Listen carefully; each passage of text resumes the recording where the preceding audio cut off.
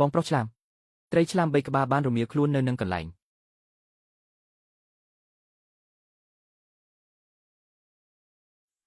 នេះជាខ្លាតើមានអ្នកណាម្នាក់ដែលបានលួចចូលកន្លែងរបស់ព្រះចៅអធិរាជកេណាពោធិសត្វដែរឬទេអាចខ្ញុំបានមើលថែត្រីឆ្លាមដែលអ្នកចង់បានយ៉ាងល្អ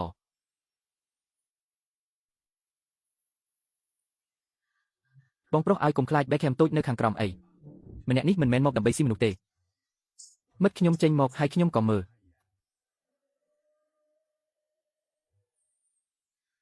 បងប្រុសគាត់ពិតជាមករកអ្នកមែនមិត្តខ្ញុំបានត្រឡប់មក Warsaw ជាមួយយើងវិញមិត្តឲ្យអ្នកអាចវាចូលទៅក្នុងខ្សែពួរនេះបានបើអ្នកចង់ខ្ញុំនឹងមិនខត់អ្នកទេខ្ញុំនឹងទៅយកវាដោយខ្លួនឯងពេលអ្នកទៅដល់ប៉ុស្តិ៍របស់អ្នកដើរទៅផ្ទះ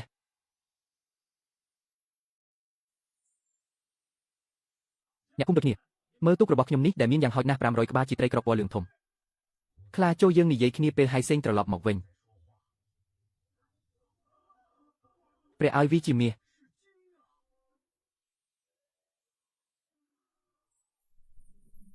ចិនបូខ្ញុំបានឆ្លងកាត់វាមួយ500 yen 750 cadis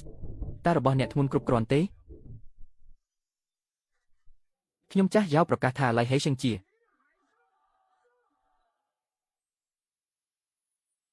អរគុណមិត្តនេះក៏ព្រោះតែស្ដេចនាងកំពុងគាំទ្រគាត់តើចេញយូនឹងនៅតែហ៊ានឆ្មើងឆ្មៃបន្ទាប់ពីរឿងនេះទេ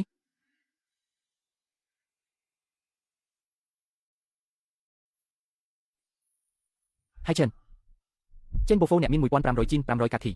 នេះជាព្រឹត្តិការណ៍ដ៏សំខាន់មួយដែលមិនធ្លាប់កើតឡើងនៅក្នុងភូមិនេសាទ Warsaw អស់រយៈពេលជាច្រើនទសវត្សរ៍មកហើយពូឆេននឹងសម្លាប់មន់ចាស់មួយក្បាលនៅយប់នេះខ្ញុំសូមអភ័យទោសចំពោះអ្នកចេនបូបានរក្សាមន់នោះសម្រាប់ខ្លួនគាត់ពិធីមង្គលការនឹងត្រូវធ្វើឡើងនៅថ្ងៃនេះពូរបស់អ្នកមានសិទ្ធិសម្រេចចុងក្រោយនៅក្នុងអន្តេវាសិកដ្ឋានសត្វសមុទ្រលោកចេនបូមិនបានជាប់ពាក់ព័ន្ធទេវាល្អដែលចេនបូមិនជាប់ពាក់ព័ន្ធនោះល្អសម្រាប់សាខានេះចេនបូខ្ញុំលៀនហៃសេងនឹងមកសមុទ្រនេះនៅវូសាជាញឹកញាប់នាពេលអនាគតទឹករបស់យើងមិនជ្រៀតជ្រែកគ្នាទេប៉ុន្តែប្រសិនបើអ្នកបោះអ្វីផ្សេងទៀតចូលទៅក្នុងសមុទ្រចេនបូថ្ងៃនេះខ្ញុំអាចយកមន់មួយក្បាលមកផ្ទះជាមួយបានអ្នកក៏អាចយករបស់របរផ្សេងទៀតមកផ្ទះជាមួយអ្នកនៅថ្ងៃស្អែកបានដែរពូចេនមានបំណងល្អដោយចង់ណែនាំអ្នកឲ្យស្គាល់ជើងរបស់ឪពុកអ្នកមានលក្ខណៈពិសេសភ្លឺក្នុងទីងឹតនៅជើងច្រាំងមកចោលក្នុងឈូងសមុទ្រស៊ីស្នេកខ្លឹមសារនៃសម្បកខ្យងគឺជាប្រភពនៃរបួសដល់ខួរក្បាលបន្ទាប់ពី10ឆ្នាំវានឹងដំណើរការប្រសិនបើអ្នកទៅផ្ទះពូឆេនហើយគាត់នឹងផ្ដល់ទីដល់អ្នកមនុស្ស3នាក់បានស្លាប់នៅក្នុងឈូងសមុទ្រហេជក្នុងរយៈពេល10ឆ្នាំកន្លងមកនេះចលនារបស់ឆេនឡងវ៉ាន់គឺបញ្ជូនពូសមុទ្រចូលផងដែរសូមចង្អុលខ្ញុំទៅផ្លូវដែលនាំទៅដល់ឈូងសមុទ្រហៃសេពួកគេទាំង3នាក់បានត្រឡប់មកវិញអស់រយៈពេល10ឆ្នាំហើយអ្នកបានចង្អុលបង្ហាញផ្លូវដោយខ្លួនឯងហើយមែនទេខ្ញុំនឹងទៅឈូងសមុទ្រពូឆេនបូដោយខ្លួនឯងជើងរបស់ឪពុកខ្ញុំវែងដូចម្រាមដៃខ្ញុំដែរពូឆេននឹងត្រឡប់មកវិញឥឡូវនេះពូសមុទ្រសូមឲ្យជីវិតរបស់អ្នកមិនដែលបញ្ចប់នៅឈូងសមុទ្រពូសមុទ្រឡើយខ្ញុំធ្លាប់ប្រប៉ានិយាយអំពីកន្លែងនេះម្ដងម្កាលកូនប្រុសរបស់លោកតាចាំងមកពីចុងខាងកើតនៃភូមិរបស់យើងបានជួបប្រទះបញ្ហានៅទីនោះពូចេនមានចិត្តណាលាក់កំបាំងខ្ញុំដឹងហើយតែលើកនេះខ្ញុំគ្រាន់តែចង់រស់ឡើងវិញខ្ញុំចង់ជួយប៉ាឲ្យក្រោកឈរឡើងវិញហើយសេងខ្ញុំកំពុងរងចាំអ្នកឆាប់មកឈូងសមុទ្រហេជមិនមែនជាកន្លែងសម្រាប់ទៅទស្សនាទេមនុស្ស3នាក់ក្នុងរយៈពេល10ឆ្នាំអ្នកទាំង3សុទ្ធតែជាអ្នកហែទឹកដ៏ល្អបំផុតគ្មាននរណាម្នាក់ក្នុងចំណោមពួកគេបានត្រឡប់មកវិញទេខ្យងភ្លឺចែងចាំងគ្រាន់តែជារឿងព្រេងនិទានប៉ុណ្ណោះតើយើងអាចទុកចិត្តអ្វីដែលលោកឆេនឡងវ៉ាន់និយាយបានទេខ្ញុំមិនដឹងថា Night Shining Conch ជារឿងព្រេងនិទានឬអត់ទេប៉ុន្តែតើអ្នកអាចឈរឡើងដោយជើងនេះបានទេខ្ញុំត្រូវតែព្យាយាមបើជើងខ្ញុំថត់ពេកវានឹងគ្មានប្រយោជន៍ទេវាមិនសមនឹងប្រថុយជីវិតរបស់អ្នកទេជើងរបស់ប៉ាមិនមែនឥតប្រយោជន៍ទេវាជារយៈពេល10ឆ្នាំនៃការត្រូវបានគេសម្លាប់ថ្ងៃនេះកូនប្រុសខ្ញុំបានទៅយកវាមកឲ្យអ្នកវិញហេសេងតើអ្នកដឹងទេបងស្រីអ្នកបាននិយាយថាបើខ្សែពួរនោះដាច់ខ្ញុំនឹងចាប់វាថ្ងៃនេះខ្ញុំបានទៅប្រមូលខ្ញុំពួកគេក៏នឹងទៅយកចុងខ្សែពួរមួយទៀតដែរម៉ាក់ត្រសក់សមុទ្រកុំបារម្ភអីបេខំតូចកុំឲ្យប៉ាអញធ្វើអ្វីដែលមិនចាំបាច់នៅផ្ទះអីខ្ញុំបានឲ្យអ្នកណាម្នាក់ដុតសម្បត្តិឲ្យអាយ៉ែនរួចហើយត្រសក់សមុទ្រអ្នកត្រូវតែត្រឡប់មកវិញប៉ានៅមានរឿងមួយទៀតចង់ប្រាប់កូនមនុស្ស3នាក់បានស្លាប់ក្នុងរយៈពេល10ឆ្នាំពួកគេមិនមានសមត្ថភាពដូចខ្ញុំទេខ្ញុំបានចុះទៅជាន់ក្រោមខ្ញុំពិតជានឹងស្វែងរកការពិតអំពីការស្លាប់របស់ពួកគេឪពុកម្ដាយឈៀវបេអាយ៉ែនរងចាំខ្ញុំត្រឡប់មកវិញ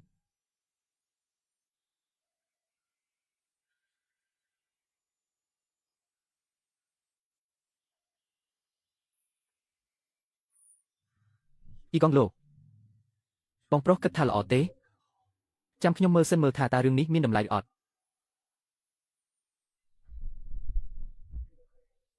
ត្រីធំនិងមឹកយ៉ាក់ទាំងអស់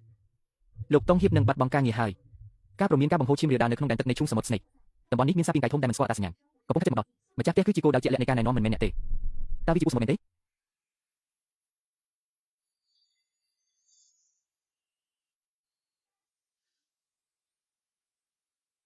សៀវប៉ៃយកប្រអប់ដែកនោះមកទីនេះបងស្រីសូមបង្ហាញថ្នាំរបស់អ្នកមកខ្ញុំឥឡូវនេះប៉ាកូនប៉ាសន្សំពេលវេលាទាំងអស់សម្រាប់រឿងនេះខ្ញុំមិនហ៊ានឆ្លងទេខ្សែពួរមិនត្រូវបានកាត់ដោយថ្មទេចុងខ្សែពួរដែលកាត់ដោយថ្មប៉ប្រះទឹកត្រូវបានរហែកចុងខ្សែពួរត្រូវបានកាត់បើកចំហពីខាងក្រៅដោយកាំបិតប៉ានេះពិតជាឈានឡងវែងបន្ទាប់ពីខ្ញុំចូលទៅក្នុងទឹកគូដោយដៃបេកហាមបងប្រុសរបស់អ្នកខ្ញុំបានឲ្យខ្សែពួរនេះទៅគាត់ពេលខ្ញុំត្រឡប់មកពីឈូងសមុទ្រស៊ីសឺវិញប៉ាខ្ញុំកំពុងស្ដាប់ប៉ានិយាយអំពីសៀវប៉ៃចាប់ពីពេលនេះទៅអ្នកនិងបងប្រុសរបស់អ្នកនឹងរក្សាគ្រួសារនេះឲ្យនៅជាមួយគ្នាម៉ាក់គ្មានសមត្ថភាពម៉ាក់សូមគុំនិយាយបែបនោះអ្នកគ្រាន់តែត្រូវការកម្ដៅកាំបិតប៉ុណ្ណោះកូនស្រីយប់នេះខ្ញុំនឹងបង្វែរក្បាលរបស់ Hesheng ដោយផ្ទាល់គាត់បានត្រឡប់មកពីឈូងសមុទ្រវិញចូលយើងដោះស្រាយពិន្ទុនេះហើយសេងវិលមកវិញទាំងរស់ខ្ញុំកំពុងរងចាំ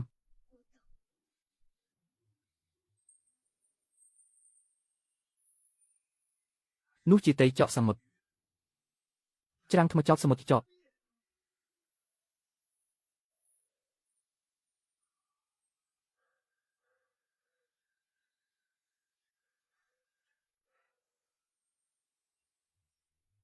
4គ្រប់គ្រាន់ហើយមើលជើងរបស់អ្នកកូនប្រុសរបស់អ្នកត្រូវបានជួយសង្គ្រោះហើយ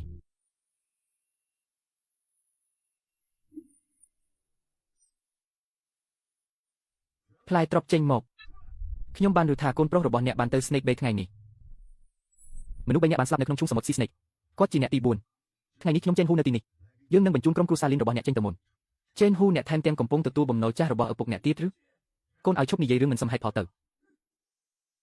អ្នកហ៊ានប៉ះកូនស្រីខ្ញុំតើអ្នកគិតថាកូនប្រុសរបស់អ្នកនឹងត្រឡប់មកវិញទេអ្នកគួរតែលូតជង្គង់ចុះហើយខ្ញុំថាប៉ាខ្ញុំនឹងទុកជីវិតឲ្យគាត់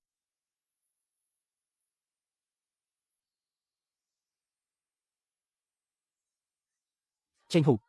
ចេះពីថាមួយថ្ងៃក៏លេខជុំវិញខ្លួនលឺតែពាក្យថាធាត់ការសម្រក់អង្ការស្គមការបានរៀងស្អាតនឹងគេកែណោតែមកក្តាប់ទេចង្កេះឯងវិញមិនដឹងថានៅណាទេធ្វើការក៏ងាយហត់មានអារម្មណ៍ថាធុញទ្រាន់ខ្លាំងមែនតើធុញទ្រាន់នឹងការបាត់បង់នៅទំនុកចិត្តចំពោះខ្លួនឯងស្លៀកអីក៏មិនស្អាតស្លៀកអីក៏មិនសមសំខាន់ខំប្រឹងរកគ្រប់វិធីអស់ហើយក៏ប៉ុន្តែមិនទទួលបានលទ្ធផលល្អសោះតមហាផងហាត់ប្រាណផងខំប្រឹងញ៉ាំថ្នាំសម្រក់ផងក៏ប៉ុន្តែមិនទទួលបានលទ្ធផលញ៉ាំហើយកាន់តែអស់កម្លាំងលហិតលហើយធ្វើទុកធីងធងពិបាកក្នុងខ្លួនរៀករូបអួតចង្អោរជាដើមធ្វើឲ្យមានអារម្មណ៍ថាធុញមែនតើលេងចង់ញ៉ាំហើយសិនចង់បញ្ឈប់នៅបញ្ហាកាំងគីឡូបញ្ហាលើគីឡូលើខ្លាញ់មែនអត់បងអូនអាចសាក់ញ៉ាំជាមួយនឹងស្តាក់វីតាមីនកម្ពុជាសម្រក់ទម្ងន់យ៉ាសកាបាន50សែនស្រកលឿនសាហាវប្រៃផ្សាយត្រឹមតែមួយគ្រាប់ដំបូងទៅណានឹងចូលទៅដុតបំផ្លាញចិត្តខ្លាញ់ដែលកកស្ទះនៅតាមរាងកាយថាបងអូនមានបញ្ហាក្បាលពោះធំដើមដៃកពួនជើងធំបញ្ហាបឿកញ៉ាំអីក៏មិនស្រកពិបាកក្នុងការតមហាខ្ជិលហាត់ប្រាណតែចង់មករៀងស្លឹមស្អាតញ៉ាំជាមួយនឹងយ៉ាសកា Body Shape បានធានាជូនតែម្ដងជាតិខ្លាញ់ចិត្តពលទាំងអស់ត្រូវបានដុតបំផ្លាញគ្មានសល់ទេជាពិសេសជាតិខ្លាញ់ត្រូវបានដុតបំផ្លាញហើយបញ្ចេញចោលតាមរយៈទឹកនោមនិងការបែកញើសទៀតផងធ្វើឲ្យការស្រកគីឡូស្រួលខ្លួនមែនតើកាន់តែល្អថែមទៀតសម្រាប់បងអូនដែលគាត់ចូលចិត្តញ៉ាំជាមួយនឹងអាហារផ្អែមអាហារខ្លាញ់ដែលជារោគសញ្ញានៃការបង្កកើតមានបញ្ហាធំនិងបញ្ហាជំងឺផ្សេងគឺវាជួយកាត់បន្ថយនៅចំណង់អាហារផ្អែមនិងអាហារខ្លាញ់ជួយឲ្យយើងញ៉ាំតិចក៏ប៉ុន្តែអាចឆ្អែតបានយូរម៉ោងសម្រួលដល់បញ្ហាកាពះពោះវៀនយ៉ាសកា Body Shape ជួយឲ្យការស្រកគីឡូរបស់បងដល់គោលដៅតែម្ដងចង់ស្រកប៉ុន្មានគីឡូក៏បានដែរឲ្យតែដាក់គោលដៅឲ្យបានច្បាស់មកព្រោះយ៉ាសកា Body Shape ស្រកលឿនសាហាវមែនតើត្រឹមតែមួយប្រអប់ដំបូងទេណាស្រកពី3ទៅ8គីឡូស៊ីផុយតែម្ដង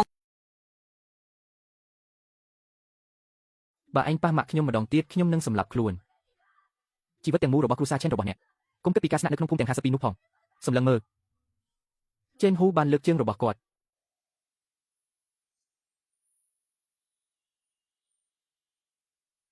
ហើយទូរស័ព្ទលើកជើងរបស់អ្នកលេងសាច់មែនទេអ្នកកំពុងសុំវាហើយ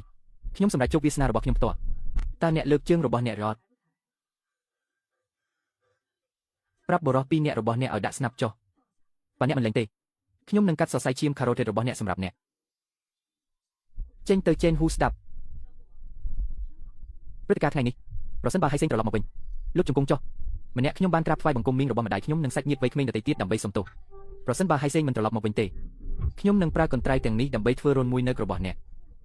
គាត់មិនត្រឡប់មកវិញទេបន្ទាប់មកអ្នកអាចស្រឡាញ់ខ្ញុំ2-3ថ្ងៃទៀតរមៀល អាសងក្រោកឈរឡើងហើយទទួលស្គាល់ឪពុករបស់អ្នកសូមអង្គុយចុះសិនម៉ាក់សូមឲ្យម៉ាក់មើលដៃរបស់ម៉ាក់បេកខឹមតូចកុំខ្លាចបងថ្លៃស្រីរបស់អ្នកតើមានអ្វីកើតឡើងចំពោះឪពុកម្ដាយរបស់ខ្ញុំបានសួរអ្នកថាអ្នកណាជាអ្នកផ្លាស់ទីវាលោកចេនហ៊ីវពួកគេបានចាក់ចេញរួចហើយហានសេងវាល្អណាស់ដែលអ្នកបានត្រឡប់មកវិញបើថ្ងៃនេះអ្នកចេញពីទ្វារនេះម្ដងទៀតគ្រួសារនេះពិតជាចប់ហើយប៉ាមើលចុះ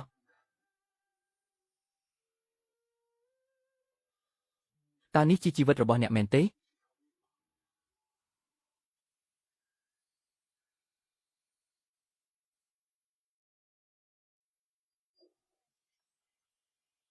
នៅលើសមុទ្រក្រុមដែលមានចំណាត់ថ្នាក់លេខ3រកបាន9ពិន្ទុដោយនៅសល់7ពិន្ទុទៀតនេះជាអ្វីដែលលោកតាបានសរសេរនៅក្នុងកំណត់ចំណាំរបស់គាត់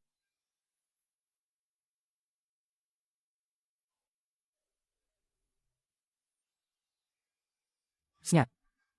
ហេខ្ញុំយល់ហើយប៉ាអ្នកទុកចិត្តចុះយើងនឹងមិនឈប់ទេ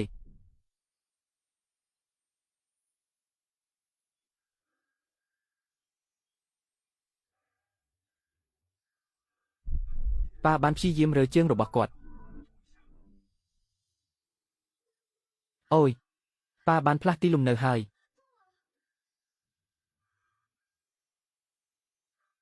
គាត់បានប៉ះប្អូនស្រីរបស់គាត់ទ្រខ្លួនឯងដោយដៃខ្ញុំហើយព្យាយាមក្រោកឈរឡើងប៉ាឲ្យមួយជំហានម្ដងអាហឺខ្ញុំបានក្រោកឈរឡើងវាគឺជាម្ដាយរបស់គាត់ដែលបានក្រោកឈរឡើងសូមស្វាគមន៍មកវិញអ្នកប្រមាញ់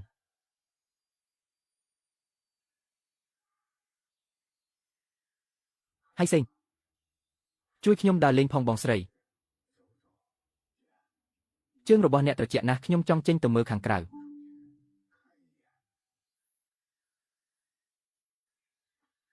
ប៉ាកូននឹងជួយមីងរបស់កូនដើរជាមួយគ្នា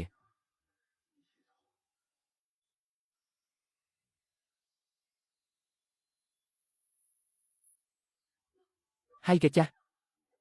ប្រញាប់ឡើងហើយកំពុងដើរហើយចាស់តើជើងរបស់អ្នកមានបញ្ហាអ្វីតើមានអ្វីកើតឡើងចំពោះជើងរបស់ខ្ញុំ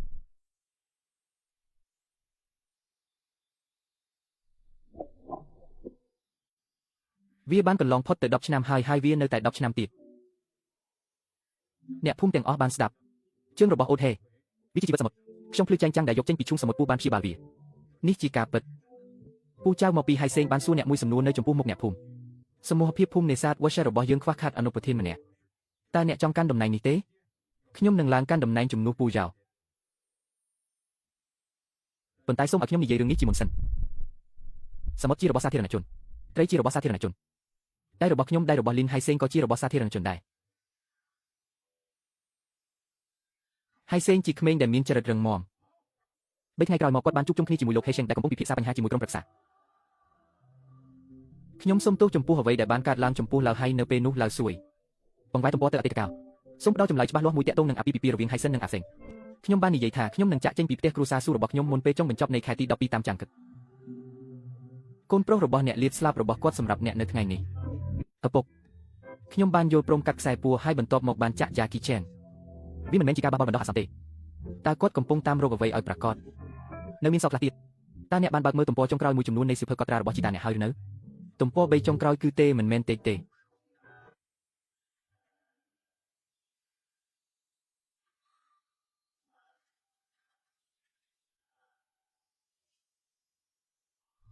លោកតានេះជាអ្វីដែលលោកតារបស់អ្នកបានចំណាយក្នុងរយៈពេល2ខែមុនពេលគាត់ទទួលមរណភាពមានឌីសខ្យងភ្លឺចែងចាំងមួយនៅក្នុងទឹកជ្រៅខាងក្រៅឈូងសមុទ្រស៊ីស្នេក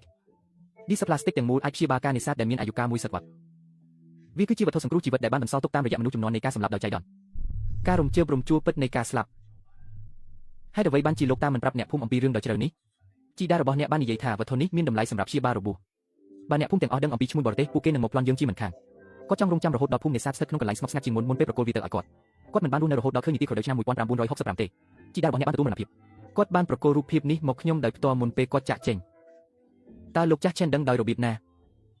នៅរដូវស្លឹកឈើជ្រុះឆ្នាំ1966ខ្ញុំបានផឹកស៊ីជាមួយវ៉ាងឆេងចាស់នៅឯកំពង់ផែខ្ញុំបានផឹកច្រើនពេកខ្ញុំទុកឲ្យមានអ្វីមួយរអិលធ្លាក់ គាត់បានមកផ្ទះខ្ញុំនៅយប់នោះហើយបង្ខំខ្ញុំឲ្យស្រោចទឹកលើដីខ្ញុំមិនបានស្រោចទឹកវានៅថ្ងៃបន្ទាប់ទេគាត់បានអញ្ជើញខ្ញុំឲ្យចុះទៅថ្មខ្មៅដើម្បីចាក់ទឹកនៅសគាត់មិនបានចាក់ខ្ញុំទេព្រោះខ្ញុំកំពុងស៊ីអាហាររបស់គាត់វាដោយសារតែរូបភាពនេះដែលខ្ញុំមានប៉ាតើអ្នកលាក់ថ្នាំពុលនៅក្នុងផ្កាដាហ្វូឌីលនៅណានៅក្នុងកំណត់ចំណាំរបស់ជីតារបស់អ្នកគាត់បានស្វែងរកកន្លែងរបស់ខ្ញុំរាប់មិនអស់ក្នុងរយៈពេល10ឆ្នាំកន្លងមកនេះប៉ុន្តែរកមិនឃើញខ្ញុំចាប់ដើមតាំងពីខ្ញុំអាយុ7ឆ្នាំខ្ញុំលួចអានកំណត់ចំណាំរបស់លោកតាជារៀងរាល់ថ្ងៃខ្ញុំបានងាកមើលទៅក្រោយអស់រយៈពេល10ឆ្នាំមកហើយខ្ញុំមិនបានដល់ជាន់នេះផងស្រទាប់ខាងក្នុងត្រូវបានដេរដោយជីតារបស់អ្នកផ្ទាល់ខ្ញុំមិនទាន់បានប៉ះវាទេខ្ញុំខ្លាចថាប្រសិនបើខ្ញុំផ្លាស់ទីរូបភាពនេះខ្ញុំនឹងបាត់បង់វានេះជារូបភាពតែមួយគត់ដែលនៅសល់ខ្ញុំប្រកល់ឪពុកខ្ញុំឲ្យអ្នកជីតារបស់អ្នកមិនបានទុករូបភាពនេះសម្រាប់គ្រួសារលីនទេវាសម្រាប់មូលផ្លូវការតើតំបន់នេះនឹងត្រូវប្រកល់ជូននៅពេលណាអ្នកសម្រាប់ចិត្តថាត្រូវឲ្យវាទៅអ្នកណានឹងរបៀបឲ្យវាទៅវាលោកឆេនឡុងវិញបានស្វែងរកអស់រយៈពេល10ឆ្នាំមកហើយដូច្នេះគាត់មិនបានសម្លាប់ខ្ញុំទេគាត់បានទុកជីវិតខ្ញុំគាត់កំពុងរងចាំខ្ញុំនឹងប្រកល់គំនូរទាំងនោះនៅពេលដែលខ្ញុំមិនអាចយកវាបានទៀតប៉ាខ្ញុំយល់ហើយប៉ាគ្រាន់តែផ្អែកលើរូបភាពនេះយើងត្រូវការសាកសីសម្រាប់ឡានក្រុងចៅចាស់មានឃ្លាំងពេញលេញប៉ាកុំបារម្ភអី10ឆ្នាំនេះនេះចាប់ពីថ្ងៃនេះទៅចូលយើងកញ្ញាអ្វីគ្រប់យ៉ាងម្ដងមួយឪពុករូបភាពដែលអ្នកបានបន្សល់ទុកវាស្ថិតនៅក្នុងដៃរបស់ចៅប្រុសខ្ញុំនៅថ្ងៃនេះចេពីថាមួយថ្ងៃក៏លេខជុំវិញខ្លួនលឺតែពាក្យថាធាត់ការសម្រកអង្ការស្គមការបានរៀងស្អាតនឹងគេកែណោតាមមកក្តាប់ទេចង្កេះឯងវិញមិនដឹងថានៅណាទេធ្វើការក៏ងាយហត់មានអារម្មណ៍ថាធុញទ្រាន់ខ្លាំងមែនតើធុញទ្រាន់នឹងការបាត់បង់នៅទំនុកចិត្តចំពោះខ្លួនឯងស្អីអីក៏មិនស្អាតស្អីអីក៏មិនសមសំខាន់ខំប្រឹងរកគ្រប់វិធីអស់ហើយក៏ប៉ុន្តែមិនទទួលបានលទ្ធផលល្អសោះតមហាផងហាត់ប្រាណផងខំប្រឹងញ៉ាំថ្នាំសម្រកផងក៏ប៉ុន្តែមិនទទួលបានលទ្ធផលញ៉ាំហើយកាន់តែអស់កម្លាំងលហិតលហើយធ្វើទុកធីងធងពិបាកក្នុងខ្លួនរៀករូបអួតចង្អោរជាដើមធ្វើឲ្យមានអារម្មណ៍ថាធុញមែនតើលេងចង់ញ៉ាំហើយសិនចង់បញ្ឈប់នៅបញ្ហាកាំងគីឡូបញ្ហាលើគីឡូលើខ្លាញ់មែនអត់បងអូនអាចសាក់ញ៉ាំជាមួយនឹងស្តាក់វីតាមីនកម្ពុជាសម្រក់ទម្ងន់យ៉ាសកាបាន50សែនស្រកលឿនសាហាវប្រៃផ្សាយត្រឹមតែមួយគ្រាប់ដំបូងទេណានឹងចូលទៅដុតបំផ្លាញចិត្តខ្លាញ់ដែលកកស្ទះនៅតាមរាងកាយថាបងអូនមានបញ្ហាក្បាលពោះធំដើមដៃកពួនជើងធំបញ្ហាបឿកញ៉ាំអីក៏មិនស្រកពិបាកក្នុងការតមហាខ្ជិលហាត់ប្រាណតែចង់មករៀងស្លឹមស្អាតញ៉ាំជាមួយនឹងយ៉ាសកា Body Shape បានធានាជូនតែម្ដងចិត្តខ្លាញ់ចិត្តពុលទាំងអស់ត្រូវបានដុតបំផ្លាញគ្មានសល់ទេជាពិសេសចិត្តខ្លាញ់ត្រូវបានដុតបំផ្លាញហើយបញ្ចេញចោលតាមរយៈទឹកនោមនិងការបែកញើសទៀតផងធ្វើឲ្យការស្រកគីឡូស្រួលខ្លួនមែនតើកាន់តែល្អថែមទៀតសម្រាប់បងអូនដែលគាត់ចូលចិត្តញ៉ាំជាមួយនឹងអាហារផ្អែមអាហារខ្លាញ់ដែលជារោគសញ្ញានៃការបង្កកើតមាននៅបញ្ហាធំនិងបញ្ហាជំងឺផ្សេងគឺវាជួយកាត់បន្ថយនៅចំណង់អាហារផ្អែមនិងអាហារខ្លាញ់ជួយឲ្យយើងញ៉ាំតិចក៏ប៉ុន្តែអាចឆ្អែតបានយូរម៉ោងសម្រួលដល់បញ្ហាកាពះពោះវៀនយ៉ាសកា Body Shape ជួយឲ្យការស្រកគីឡូរបស់បងដល់គោលដៅតែម្ដងចង់ស្រកប៉ុន្មានគីឡូក៏បានដែរឲ្យតែដាក់គោលដៅឲ្យបានច្បាស់មកព្រោះយ៉ាសកា Body Shape ស្រកលឿនសាហាវមែនតើត្រឹមតែមួយប្រអប់ដំបូងទេណាស្រកពី3ទៅ8គីឡូស៊ីផុយតែម្ដង